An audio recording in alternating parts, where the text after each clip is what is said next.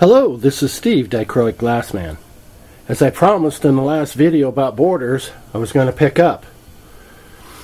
Therefore justifying these pieces that I've been cutting, soon to be listing on my Etsy. Well, what good are they? That's what I really want to get to. And I want to ask the question about borders in panels. Why do you need them? How do you know you want one? What's the choice? What's the option? What thoughts am I thinking that would even cause this question or this conversation? So I see a lot of difficulty with the stained glass people. Color associations, matching. You know, they should have had a border in this one, that blah, blah, blah. Whatever the conversation is. If we're comparing and talking, critiquing, judging, teaching, we got to look at things that way.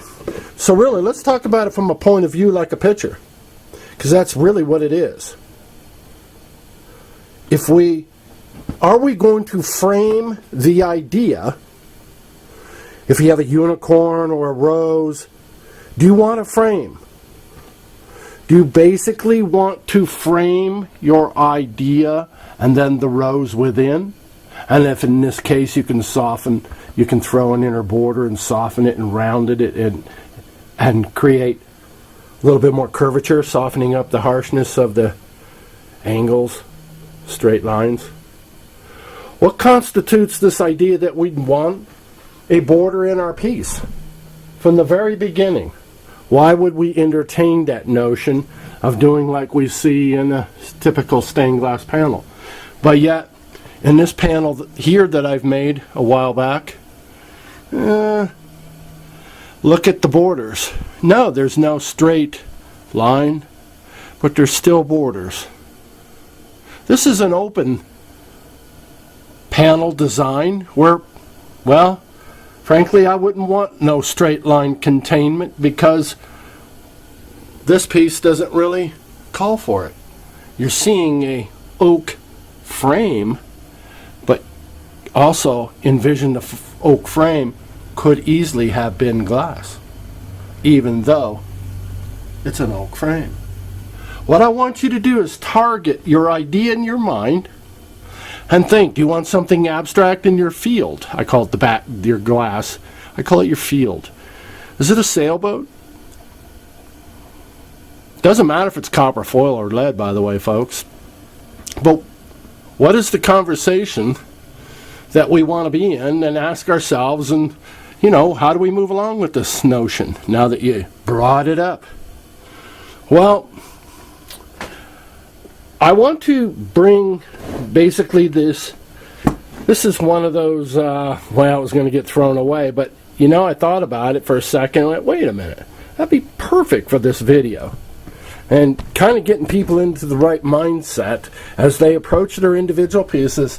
Oh, I'll be framing that one. Oh, I won't be framing that one, no need. What we have here is a frame containment, obviously, with the matting in their outside wooden frame and the glass front that's causing all this glare. But we have our theme in here that just as easily could have been glass, and we have a forever scene.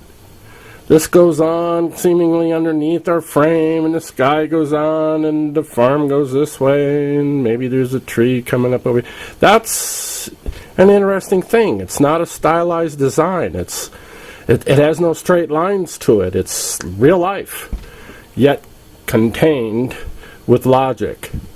Logic loves proof. Logic loves to repeat itself. It's data. It's science. Logic loves engineering. Well, logic, the outside, the borders, the predictable, and then the theory inside. We didn't know it was going to be a treescape. We didn't know it was going to be mountains or the Alps. Theory, logic. Kind of an interesting way of looking at things. But I also want to draw attention, as you see balance, I feel this is balanced, even though I'm almost totally colorblind. I feel balance in this. I have dark outside border. I have a medium inside border, and then I go light. you see, the thing I want to say is I often use triplicates. In my choice as being colorblind, I still needed to create emotion and feeling even though I didn't know what I was doing. Dark, medium, light. It's kind of an interesting thing that causes the eye to see in a particular way that makes your glass choices a little bit easier. If you just love cobalt and that you're outside, then you need to step down. Just as that point of balance. We got a different thing here. You notice as you look around in your house that probably most of your picture frames, or a great deal of them, are darker than, say, whites and lights and pastels. Look how it throws the eye in this particular case. Perhaps a dark stained glass border, perhaps a lighter background, a neat contrast, and then the hummingbird scene and yada yada. Of course this is not in balance. This would be a crazy balance in glass. I wouldn't want anything that wide and this and this and this. No. But I want you to realize how these color combinations could appeal to your stained glass world if you would look at your pictures on the wall in cases like this. Frame, so that I'm going to call those color choices 1, 2, 3. Even this lighter strip in there still draws attention. And then I'm able to see, oh wow, I can match the dark with the border. I want you to, again, make that association of perhaps going around your house and looking at these things that were done with somebody else's artistic eye, providing you didn't frame and mat your own things. I've never done that. But it gives value to these pieces I told you about earlier I'm going to cut up and put in these kits, that perhaps now you can see the value. Nice straight borders. We'll approach this here in a second and that conversation. But nice straight borders and thus, and maybe having some accessory glass that, yeah, because you had it in the border, you might want to use it inside. It brings attention to that mindset, that way of thinking. Hey, this kind of makes things a little easier. What I want to do is teach stained glass in such a way that it really looks at your logical or theoretical choices and why you've been making those kind of choices. Some things to think about that would aid you perhaps in your process of beginning, maybe even intermediate. Who knows? Maybe you find value all the way up the scale. I don't know. It's all up to the individual. Anyway, what I want to do is look at this notion. These are 1.5-inch strips, and I presented them and did them as though this could be a panel, and I never like to use the same color in my corners, even in its simplicity of simple panels.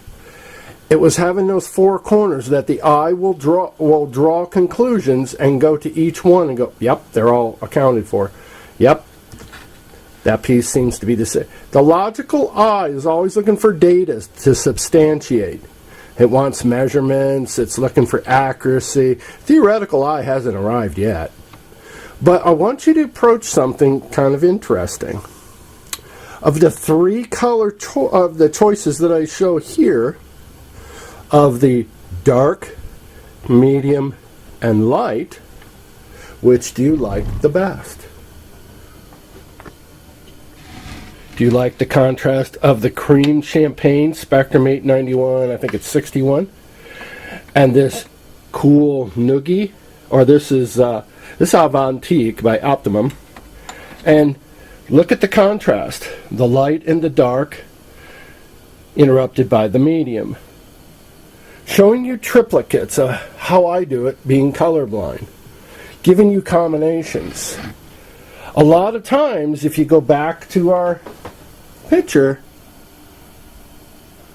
sometimes When I was bored or I was stuck in my early developmental times being colorblind, I came across many walls in my emotional journey of doing stained glass, which I thought was going to rescue me.